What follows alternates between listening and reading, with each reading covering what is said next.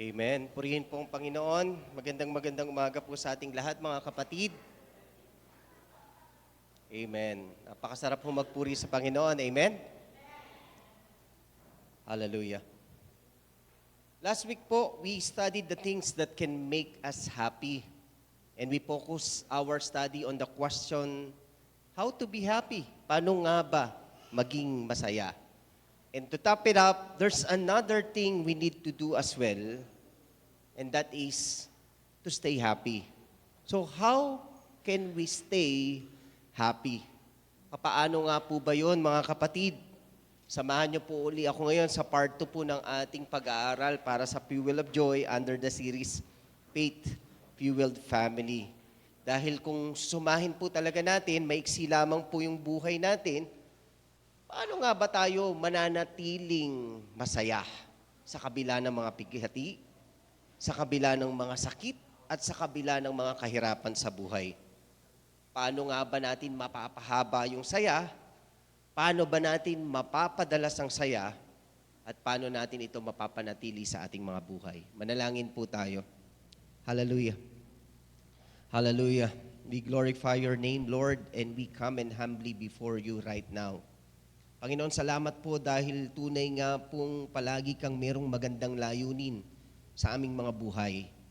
At isa na po doon ay yung turuan niyo po kami na mas lalong makilala namin ang inyong kalooban at ang inyong layunin sa aming mga buhay. At yun po ay magalak kami sa piling mo, Panginoon. Magalak kami dito sa mundong ito sa pamamagitan ng iyong presensya. Salamat po dahil tinuturuan mo kaming mag-isip ng tama at maghanap ng iyong mga tagubilin sa pamamagitan po ng iyong mga salita. Kaya Panginoon, bigyan niyo po kami ng dunong sa mga sandaling ito habang sinasalamin po namin ang aming mga buhay so that we can become more and more like your Son Jesus.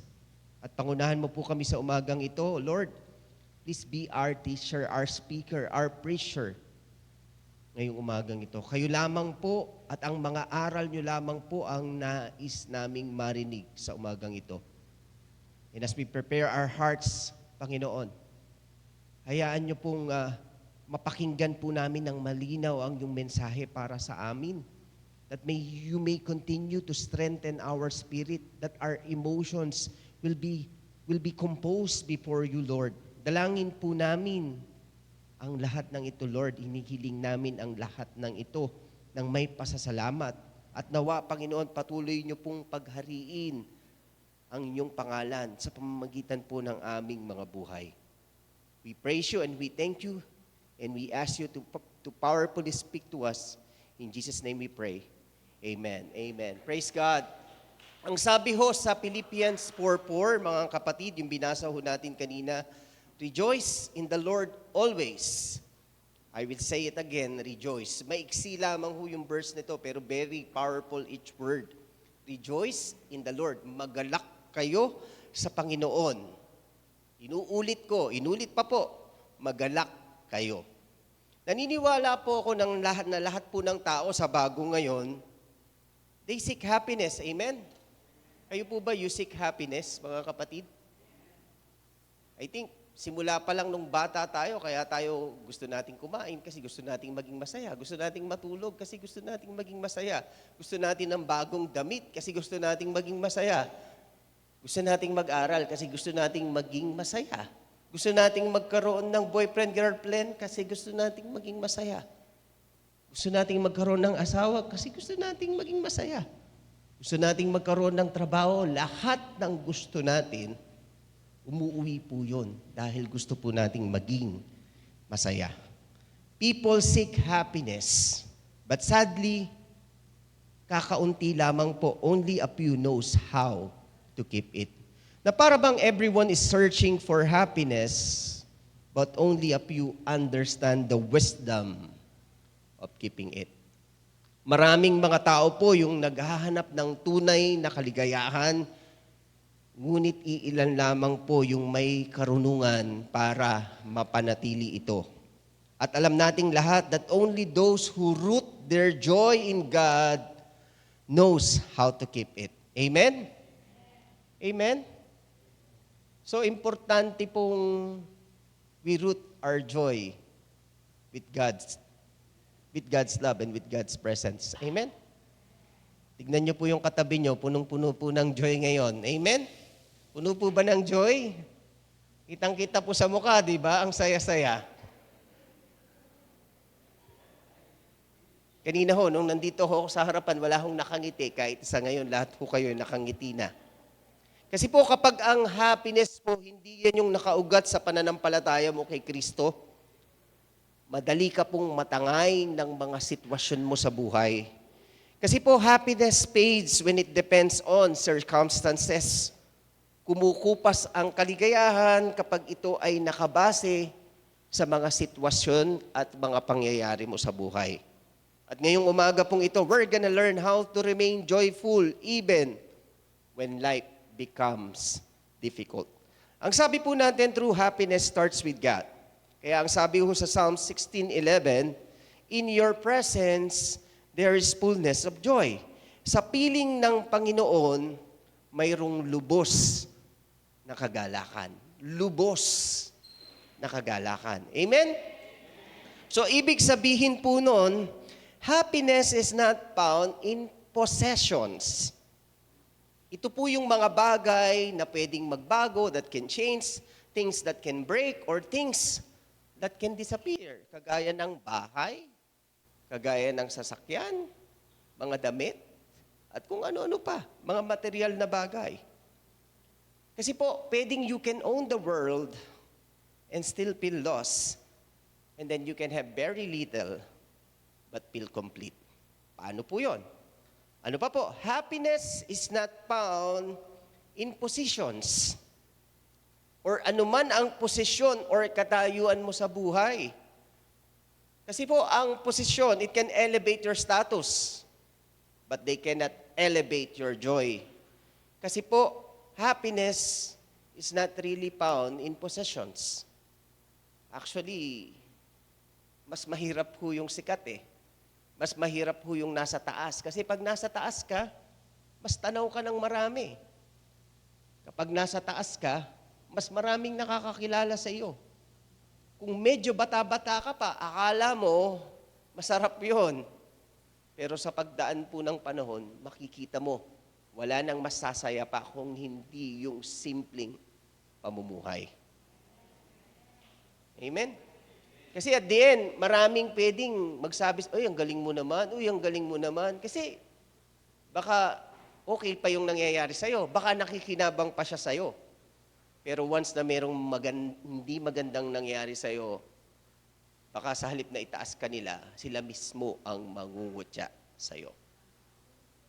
Amen? Marami po tayong mga kilalang mga taong ganyan. They sit on high offices and yet they cry in private rooms. Also, ang totoong happiness cannot be found in people. Nung in love ka sa asawa mo, para bang kahit hindi ka kumain ng 24 oras, okay lang eh, di ba? Kahit nangangalipas-lipasan ka na ng gutom, masaya ka pa din. Pero hindi po yun panghabang buhay. Kasi po, human being, hindi rin ho perpekto yan. Minsan kahit nga mga loved ones pa natin, they are always a candidate to disappoint us anytime. Kaya po, happiness can only be found in God alone. Amen? Bakit ko po nasabi yun? Kasi po si God lang naman yung unchanging, yung consistent. Siya lang naman yung faithful at siya lang naman yung totoong source ng joy. Alam niyo po yung mga mugs, yung mga tasa, yung mga cup niyo po, that is designed to contain water. Amen? Can it be filled by stones? Pwede ba yung punuin ng bato? Yes, pwedeng lagyan, pero hindi pa rin yun mapupuno kasi pang tubig lang siya eh. In the same way, yung pusong disenyo para sa Diyos, it can never be filled by the world. Ilagay mo lahat ng mga bagong sasakyan dyan, mga magagandang bahay, lahat ng pera, lahat ng titles, lahat ng kapangyarihan. Pero it can never be filled by the world. Kasi ang akmang sukat lang para sa puso ay ang Panginoong Diyos lamang. Siya lang yung pwedeng manahan talaga dito. At kapag ang Diyos nananahan sa puso mo, endless yung joy mo, anuman ang sitwasyon mo sa buhay. So kung gusto nyo pong ma-validate at ma-experience ang real joy sa buhay, we need to make sure that we spend time with God. This is an example, a good example of spending time with God. Although we also spend time with each other, we fellowship and we strengthen each other through the presence and through the encouragement of one another. We spend time in God, in worship. Diba? Kanina, kumanta tayo. Kahit hindi natin feel yung pagkanta, pero kumanta tayo. Hindi para lang marinig nila yung ganda ng boses natin, kung hindi para mabigyan natin ng kaluguran ng Panginoon. Kasi lahat ng mga kinakanta nating papuri, hindi naman yan para papuri sa atin. Papuri yan para sa Panginoon. Amen? And sometimes, bilang tao, it's so hard to motivate and to recondition your heart para sa pagpupuri sa Panginoon dahil sa mga nangyayaring sitwasyon sa paligid mo. And during those moments like the worship time, opportunity yon to reset yourselves and to reset your heart. Kasi kung minsan through the wordings of the song, through the lyrics of the song, mangungusap ang Panginoon sa'yo. Now, going back to the question a while ago, how to stay happy. We can stay happy by, number one, guarding our mind. Palaging nagsisimula sa isip. Kaya nga kung titignan natin yung structure ng katawan ng tao, ang isip ang pinakamataas ang posisyon. Kasi palaging dito nagsisimula yan. Sabi ko sa Philippians 4:8, think about what is true, noble, right, pure, lovely, and admirable. Lagi niyong isaisip ang mga bagay na karapat-dapat at kapuri-puri. Mga bagay na totoo, marangal, matuwid, malinis, kaibig-ibig, at kagalang-galang. And usually, kung maghahanap tayo ng best way to recondition our minds, walang pinakamainam na pwedeng pagmulan kung hindi yung salita ng Panginoon.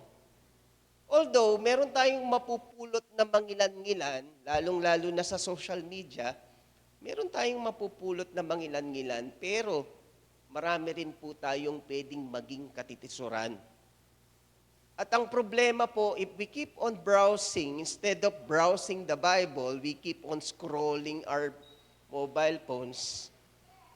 Minsan, kahit hindi natin sinasadya, it will bring us to a mood to compare ourselves on what is happening to us versus on what is happening to them. And in that moment of comparison, delicates po yun. Delikado yun, mga kapatid. It might place you or bring you to a room na hindi karapat-dapat. Lagi po nating isaisip yung mga magagandang bagay at kapuri-puri, yung mga totoo, yung mga marangal, malinis at kagalang-galang. So, ibig sabihin po, ulit, nagsisimula po yan sa isip because happiness is also a battle in the mind. Labanan din yan sa isip. Amen?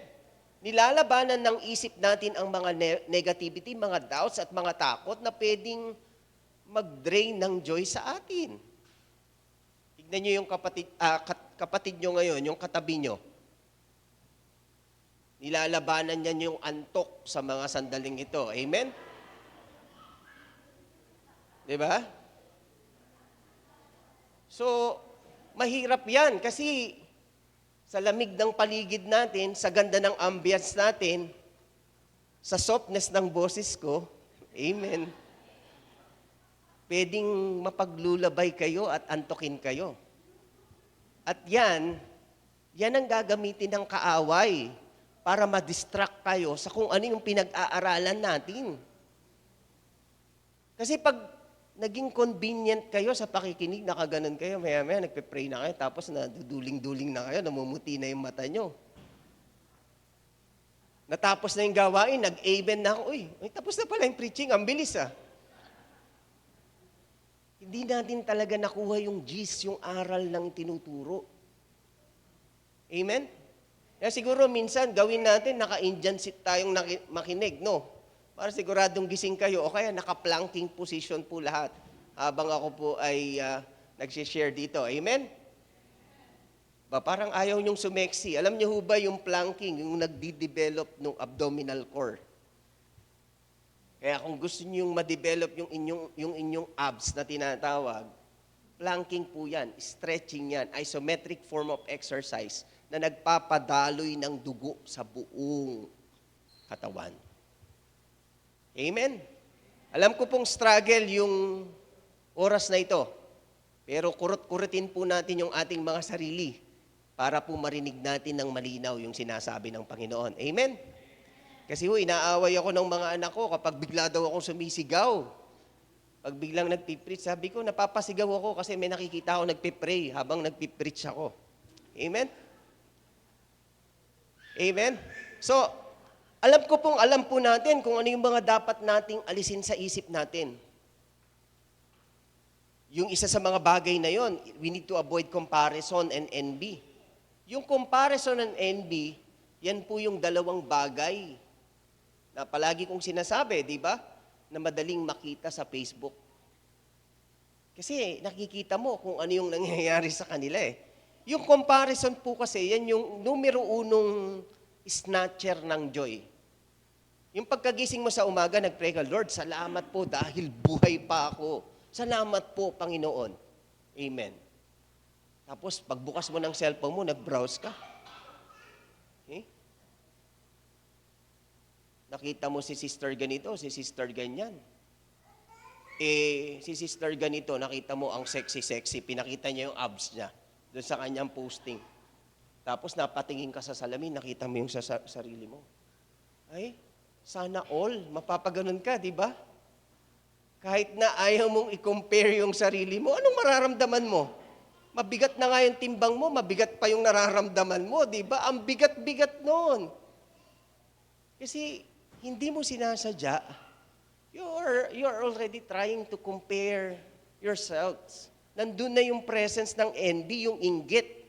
Kasi po, yung envy po kasi nagtatakip po yun ng mga mata to stop seeing the gift that God has already placed in your life.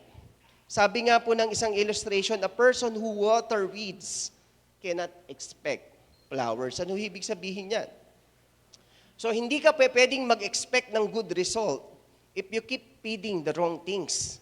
Kagaya na lamang po ng pag-gardening, yung mga dawag or mga damo po, it represents the negative attitudes. Kagaya ng envy, kagaya ng comparing, mga toxic talks, bitterness, anger, jealousy, and a lot of complainings. Kung mahilig kang mag-complain.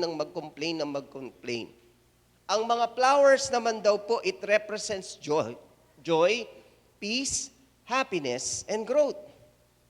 So if a person keeps on watering the weeds, meaning nakapokus siya sa mga negativity or bad habits, panigurado po, they cannot expect their life to bloom with happiness and peace. Kasi nagdidilig siya. Sa halip na halaman yung nadidiligan niya, yung mga damo, yung nadidiligan niya. So sa palagay nyo, mamumulaklak ba yung dinidiligan niya? Hindi. Kasi hindi siya nakapokus. Okay? Kaya nga, if we keep on thinking the negative thoughts, stressful po yan. We cannot expect to feel happy. Kung magagalitin ang ulo mo, mabilis uminit ang ulo mo, definitely, magmamanifest sa mukha mo yan. Pero kung happy ka, hindi mo na kailangang mag-makeup pagharap mo sa salamin. Glory to God. Kasi masaya ka eh. You feel good. And when you feel good, you look good. Amen? So, mga kapatid, if we keep on comparing ourselves to others, then we cannot expect contentment. Kasi po, kapag hindi ka naging kontento, hindi ka magiging masaya. If we keep on talking hurtful words, then we cannot expect loving relationships. Sabi nga po sa Galatians 6:7, a man reaps what he sow. Kaya if you plant weeds, you get weeds. If you plant flowers, of course, you get flowers. Same thing goes with our spiritual and emotional lives. What you feed, it grows. What you starve, it dies. So kapag nakakarinig ka ng mga bagay na negatibo, at alam mong wala ka namang control tungkol doon, at alam mong ikakapahamak ng kapwa mo, at ikakasadlak ng buhay ng kapwa-tao mo, forget it. Kasi akala mo ba, yung mga chismoso at chismosa, masasaya lang yun sa simula. But at the end, hindi. Kasi kasama sila sa pagdaloy ng pagbaba. Ano pa po? We can stay happy by controlling our hearts. Ang sabi po sa Proverbs 4:23, guard your heart above all else, for it determines the course of your life. Are you guarding your hearts? Opo. Ginaguard ko nga yung puso ko kahit gusto ko na siya, hindi ko pa siya sinasagot eh. Hindi po yun ganon. Okay? We need to remove bitterness and unforgiveness sa puso. Kasi po, even yung mga hurtful memories, if we keep on recalling them, if we keep on allowing them na ma-recall sa'yo, it will take away the joy in your heart. Wala ka na hong control from the past. Tapos na yun eh. Ang control mo, yung isip mo at yung puso mo. Kung paano kang matututo at magre-recover from your past. We have to release the people who have wronged you because forgiveness gives freedom. Okay? Kasi po, kapag hindi ho natin ginawa yan, nagiging poison ho yan sa happiness tsaka relationship, lalong-lalo na sa buhay mag-asawa. Diba? Yung kasalanan niya sa'yo last 1979, September 1, 1979, alas 7 ng gabi, hindi mo makakalimutan. Diba? Yung galit na galit ka, sinasabi mo sa kanya, alam mo ba yung sinabi mo? Alam mo ba yung ginawa mo? Naalala ko yun, hindi ko makakalimutan. Di ba? Sinasabi natin yung panunumbat, hindi ho maganda yon. Kapag ginawan ka ng mali at nanumbat ka, tabla na kayo nun. Pag inulit mo yung panunumbat, ikaw na yung may utang sa kanya. Kasi ikaw na yung nakapanakit sa kanya. At habang ginagawa mo yun, lalo kang bumabaon ng bumabaon. Amen? Instead, the best thing to do for us is to pray for people instead of arguing with them. Another thing to stay happy is by living a life of gratitude, yung mapagpasalamat. Amen? Sabi ho sa 1 Thessalonians 5:18, give thanks in all circumstances. Pagpasalamat ba kayo sa buhay? Ay, Lunes na naman. Ay, Monday na naman. Pero kung inisip, salamat sa Panginoon. Panibagong linggo na naman. Another challenge. Another opportunity to grow and to learn. Another opportunity to become a better person. Amen? Dito ho yan sa pagkontrol ng isip at sa pagkontrol ng ating mga puso. Sabi doon, di ba, 1 Thessalonians 5:18, magpasalamat kayo sa Diyos sa lahat ng pagkakataon. Kasi po, all good things always starts with gratitude. Okay? Kung gusto niyong masimulan yung magagandang mga bagay sa inyo, maging mapagpasalamat kayo. Kasi po, yung gratitude, sinishift niya po yung focus mo from what is missing to what God is doing. Gratitude shifts your mind from what is missing to what God is doing. Kaya importanteng pagkagising mo sa umaga, sa halip na tignan mo kaagad yung mga notification sa cellphone mo, pikit mo yung mga mata mo. Sabihin mo sa Panginoon, Lord, Salamat po kasi panibagong araw na naman. Salamat po kasi buhay na naman po ako, another opportunity na makakasama ko po yung asawa ko at yung mga anak ko. Salamat po kasi sa mga araw na to, nagsisimula po yung araw namin na wala pong may sakit. Napakaraming mga bagay na pwede nating ipagpasalamat sa Panginoon.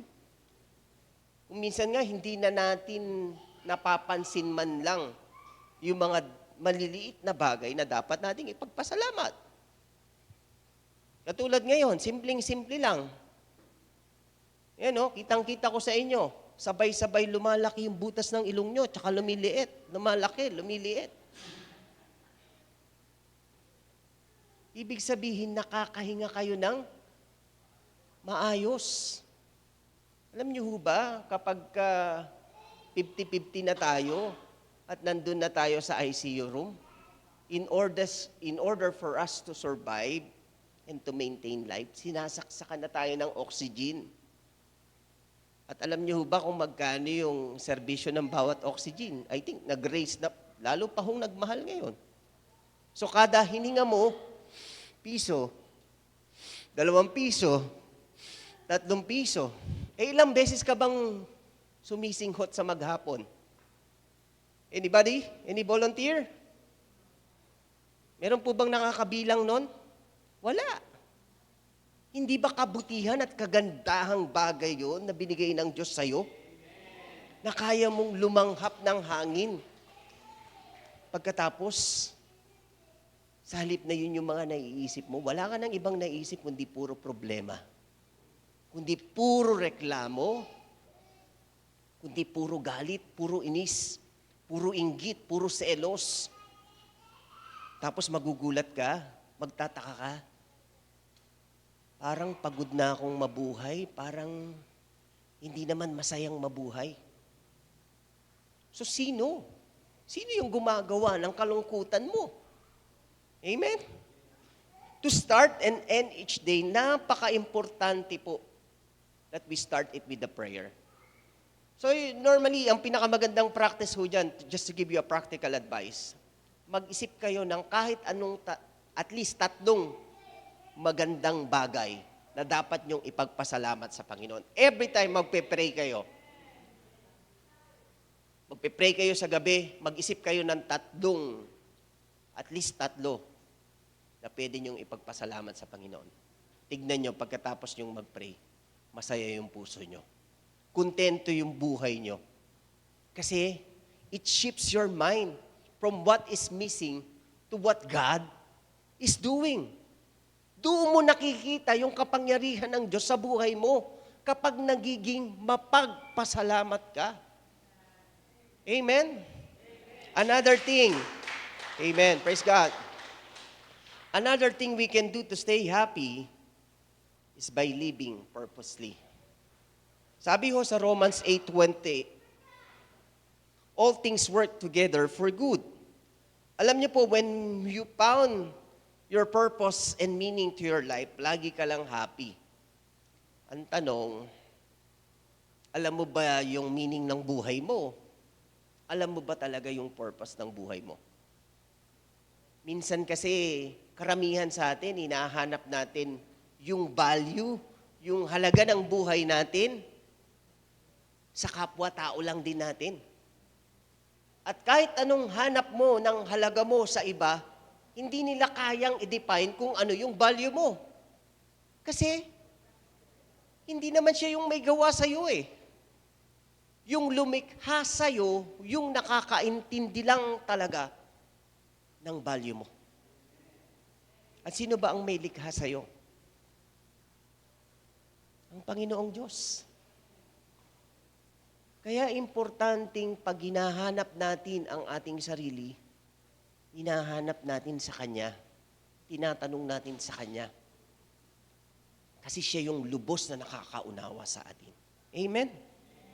Amen. Amen. Praise God. And finally, we can stay happy by trusting God in all seasons. Yung pagtitiwala sa kapangyarihan ng Panginoon sa lahat ng panahon. Sa lahat ng panahon. John 16:33, In this world, you will have trouble. But take heart. Kasi po, ang part ng life cycle, di ba? Last week, pinag-aralan ho natin yung mga cycle, even the cycle of blessings. Naalala nyo po yun, mga kapatid? Life, as part of life cycle, life will definitely bring you pain. Kasi po, ang happiness, hindi naman ito yung absence ng problema eh. Happiness is choosing to be happy even in the presence of problems. At palagi nating sinasabi, pag wala kang problema, hindi ka buhay. Kasi ang buhay, kasama sa buhay ang problema. At ang problema, ikina-excite dapat yan na hinaharap.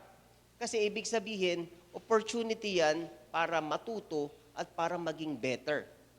Matututo ka lang at magiging better ka lang if you focus on the solution to the problem. Amen? Kaya mga kapatid, pakatandaan po natin that joy comes from knowing God, from knowing that God is in control.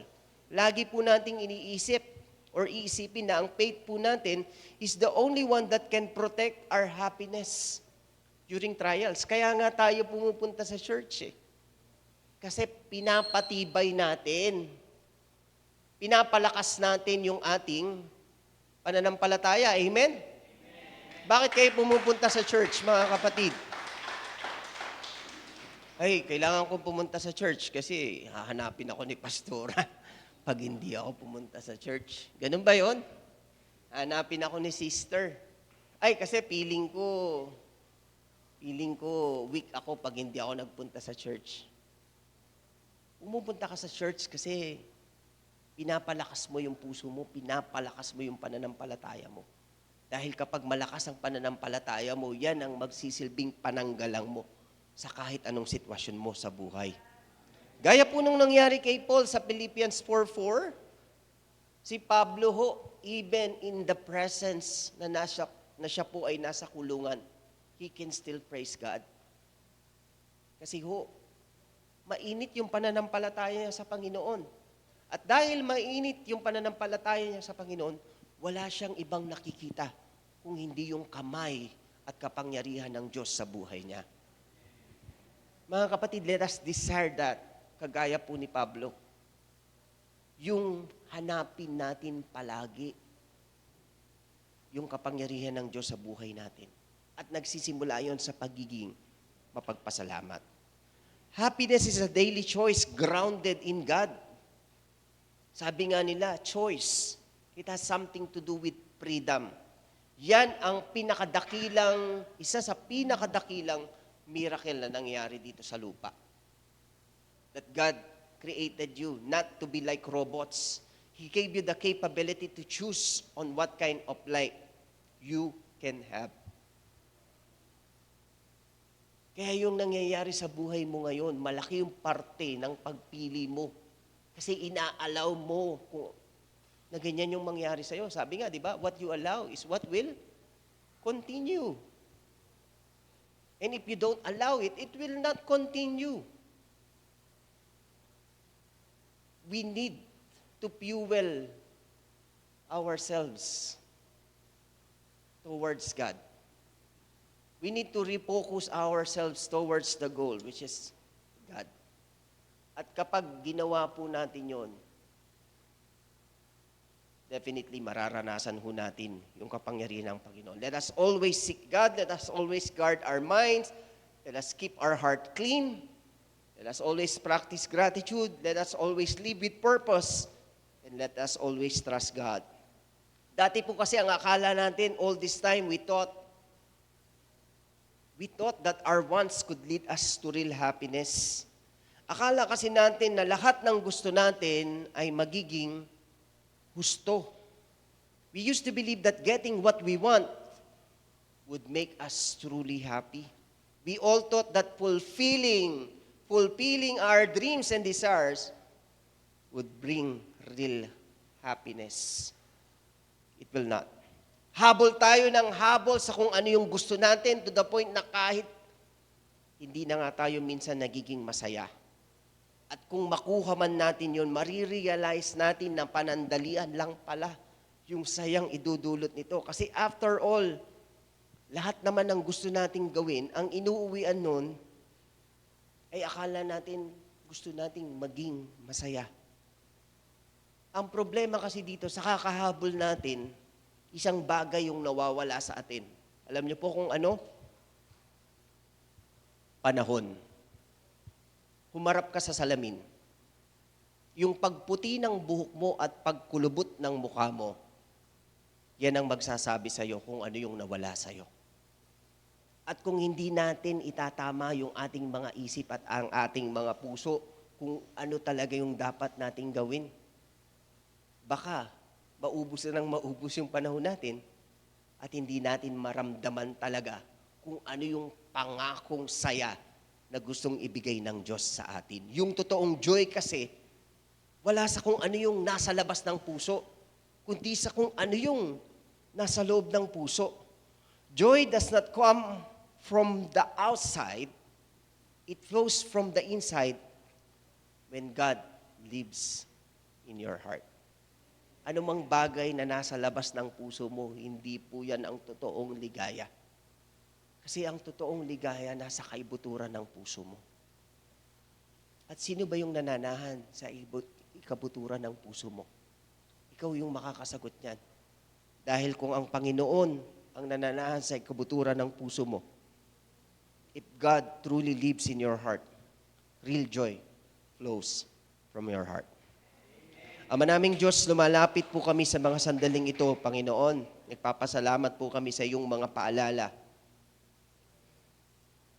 Sabi mo nga po, paalala ang gamot sa mga taong nakakalimot.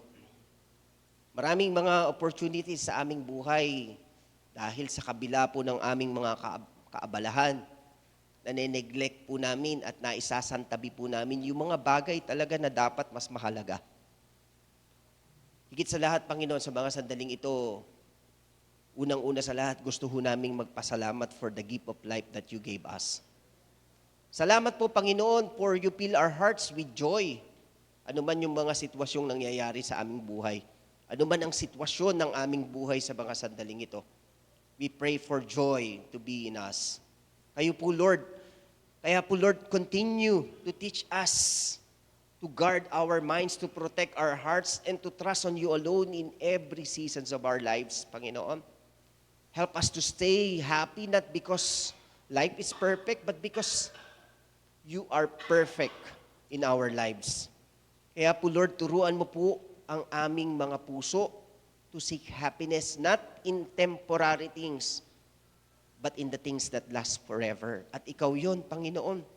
Totoo po yung forever at ikaw lamang po ang forever, Panginoon. And these are your love. These are your words. And these are the truth about you, Panginoon. Tulungan niyo po kaming maintindihan namin that real happiness is not found on what we own, but in who we are becoming through you. I-guide mo po yung aming mga steps that we may choose joy even in the difficult days of our lives. I-guide mo po kami, Panginoon, to choose peace even in the moments of confusions in our lives. At turuan niyo po kami to choose gratitude even when life feels heavy. Buksan mo po yung aming mga mata, Panginoon, to see the blessings you place before us each day. And teach us to slow down, to breathe, and to notice the beauty that you've created for us each day. Panginoon, punuin mo po yung aming mga puso with contentment. Punuin mo po ito ng wisdom and with deeper desire to walk in your will, O God. At nawa, Panginoon, yung aming pong saya will always be rooted in your presence. Yung pong aming lakas will always be rooted in your promises so that our hope may rest in your plans for our lives. Because your plans and your promises is to prosper us and not to harm us. Your plans is to give us hope and to give us a better future. At pinangahawakan po namin, Panginoon, ang iyong mga pangako sa aming mga buhay. Salamat po, Panginoon, for the joy that comes, it really comes from you alone. Mahirap hong punan ng mga salita, punan ng mga explanation kung ganong kaeksaktong kontento yung aming mga puso kapag ikaw ang naririto. Kaya Panginoon, sa mga sandaling ito, sino man po ang kasama namin sa mga sandaling ito na naghahanap talaga ng tunay na ligaya sa buhay na ito, buksan mo po yung kanilang mga puso. Open the gates of heaven and extend your hands through their heads down to their heels, Panginoon, so that they may be able to feel your love and feel your presence right now. Hipuin mo po yung kanilang mga puso, Panginoon.